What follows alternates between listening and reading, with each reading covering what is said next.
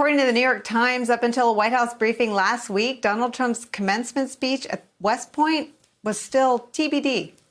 But when Trump saw Mike Pence plan to go to the Air Force Academy's commencement, an event that had been moved up where upperclassmen had already been sent home and seniors were on protective lockdown, he made an announcement. He was going to West Point. So now, apparently thanks to a spur-of-the-moment decision, 1,000 cadets currently scattered all across the country will be summoned back to West Point, which is, by the way, just north of hard-hit New York City.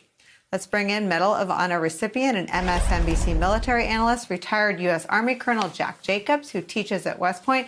Colonel Jack, I've wanted to talk to you since I saw this story, and I guess my question is, and I understand that the chain of command, he's the commander-in-chief, but was there not any way or anyone who could say you are potentially endangering the health of what is truly America's finest, our future?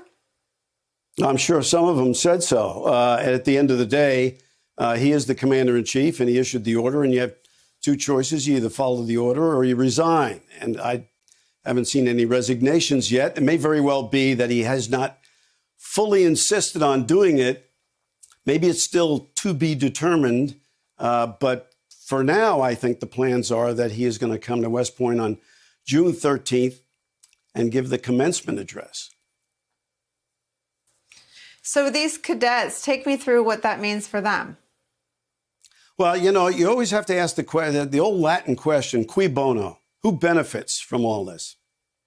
Well, not the cadets. You can be graduated from any college or university without having to go to a commencement. Indeed, I didn't want to go to my own commencement. I just wanted them to mail me my diploma. But you can give diplomas and commissions to the cadets without their having to come all the way back to West Point.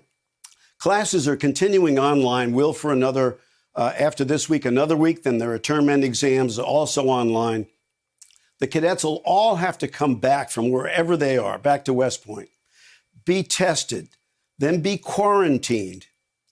All at enormous risk to these kids and to the staff and faculty who are going to have to deal with it all.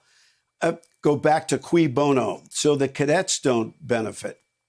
The only benefit that accrues, it appears to most people I've spoken to, is the president gives them an opportunity to get on a podium and read a speech. Don't forget, he's sort of quarantined himself from the 5 o'clock briefing every day on COVID. He's out of the public view. He doesn't like to be out of the public view. And this is one opportunity for him to get up and get in front of a camera, as long as he doesn't stray from the speech that's written for him. The cadets don't benefit from this necessarily, but he certainly does. Talk more broadly about the impact on the military of the pandemic.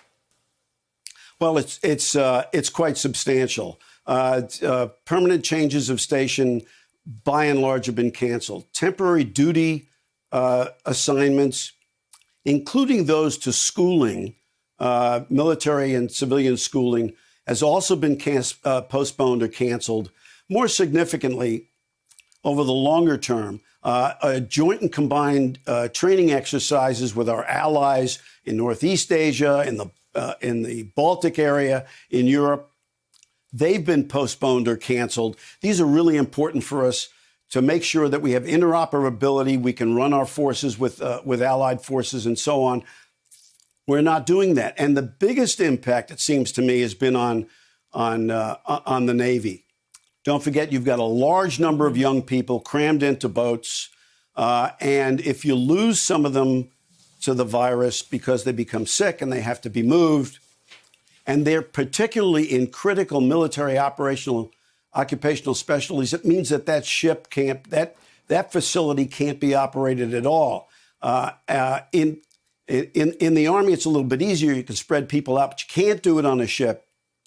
And by and large, the impact has been very, very substantial on American forces and to our national security. But don't forget, it's been critical to our, not just to our allies, but also to our adversaries as well. But these are dangerous times with countries like China being expansive in an environment in which we're not necessarily able to defend ourselves as well as we had been before, Nicole.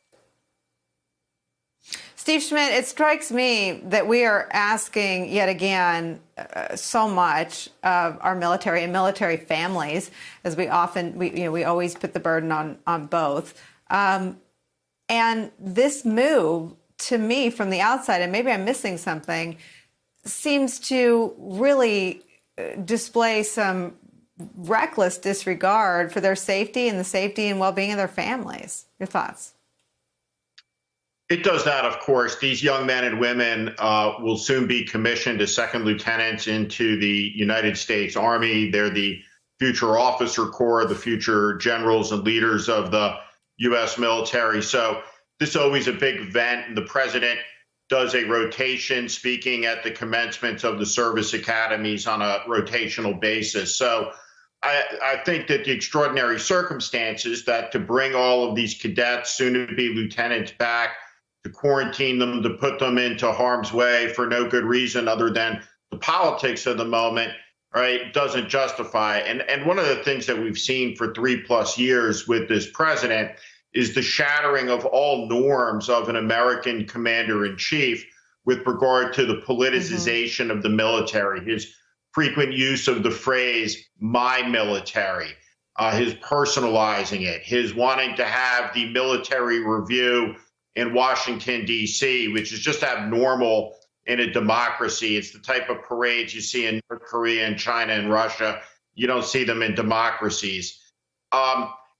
So it's not surprising to see Donald Trump doing any of this. It's just unfortunate for those cadets. And I think it's just another example, another evidence point in his failed leadership with regard to this whole crisis.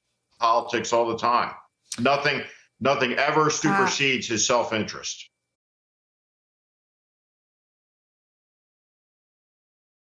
Hey there, I'm Chris Hayes from MSNBC. Thanks for watching MSNBC on YouTube. If you want to keep up to date with the videos we're putting out, you can click subscribe just below me or click over on this list to see lots of other great videos.